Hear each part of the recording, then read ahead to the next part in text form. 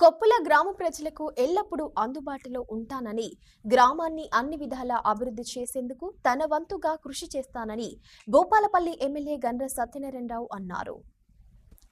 భూపాలపల్లి నియోజకవర్గం షాయంపేట మండలం కొప్పుల గ్రామంలో 3 రోజుల నుంచి పండగ వాతావరణంలో శ్రీలక్ష్మి భూలక్ష్మి సమేత సీతాలాంబ శ్రీ పోచమ్మ తల్లి విగ్రహాల ప్రతిష్టాపన మహోత్సవ వేడుకలు ఘనంగా జరుగుతున్నాయి.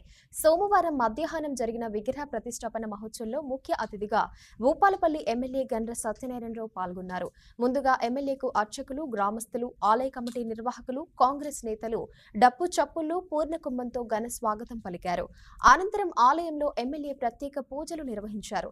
శ్రీలక్ష్మి భూలక్ష్మి సమేత సీతాలాంబ శ్రీ పోచమ్మ తల్లి ఆశీస్సులతో ప్రజలంతా సుఖ సంతోషాలతో ఆయురారోగ్యాలతో ఉండాలని కోరుకున్నారు.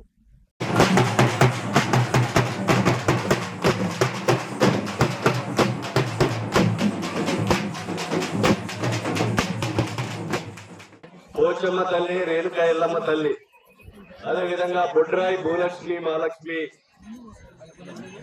ప్రతిష్ట కార్యక్రమం సందర్భంగా కొప్పుల గ్రామస్తులకు, అదేవిధంగా కొప్పుల గ్రామానికి చెందినటువంటి బంధుమిత్రులకి, అదేవిధంగా నిర్వాహక కమిటీకి, దీన్ని ప్రతిష్ట చేసినటువంటి పూజారులకి, గ్రామ పెద్దలు ప్రతి ఒక్కరికి కూడా ఈరోజు ప్రతిష్ట సందర్భంగా హృదయపూర్వకంగా నమస్కారాలు, కృతజ్ఞతలు, ధన్యవాదాలు తెలియజేస్తూ ఆ రేణుకా ఎల్లమ్మ తల్లి, పోచమ్మ తల్లి, బొడ్రాయి భూలక్ష్మి మహాలక్ష్మి ఆశీస్సులు కొప్పుల గ్రామంపై ఆశీస్సులు ఉండాలని, అదే విధంగా ఈ షాంపేట మండలం ఈ ప్రాంతంలో నివసించే ప్రతి కుటుంబంపై అమ్మవారి ఆశీస్సులు కలగాలని మనస్ఫూర్తిగా కోరుకుంటూ, గుడి కట్టుడు ఒక ఎత్తు, ప్రతిష్ట చేయడం ఒక భాగం, దాని నిర్వహణ కొనసాగించే ఇది భవిష్యత్తులో ఒక భాగం అని మీకు ఈ సందర్భంగా తెలియజేస్తున్నాం.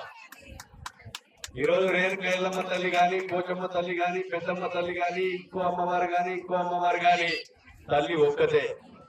ఆ అమ్మవారి ఆశీస్సులు కలగాలంటే ఇక్కడికి వచ్చినటువంటి మా అక్కలకు చెప్తున్నాం, మా అన్నలకు తొందరపడ్డా మీరు పొద్దున్నే లేచి ఏ రకంగానైతే స్నానం చేస్తామో ఆ స్నానం చేసుకొని మరి బ్రేక్ఫాస్ట్ గాని, టిఫిన్ గాని, భోజనము వంట చేసుకుంటామో మనం కూడా అమ్మవార్లను స్నానం చేయించి నిత్యము వారానికి ఒక రోజైనా మీరు అలవాటు పడే విధంగా మీరు స్నానం చేయించి మీరు వండుకున్నటువంటి వంట మీరు భోజనము ఆ అమ్మవారికి పెట్టి మీరు భోజనము తినవలసిందిగా నేను మీకు ఈ సందర్భంగా తెలియజేస్తున్నాను.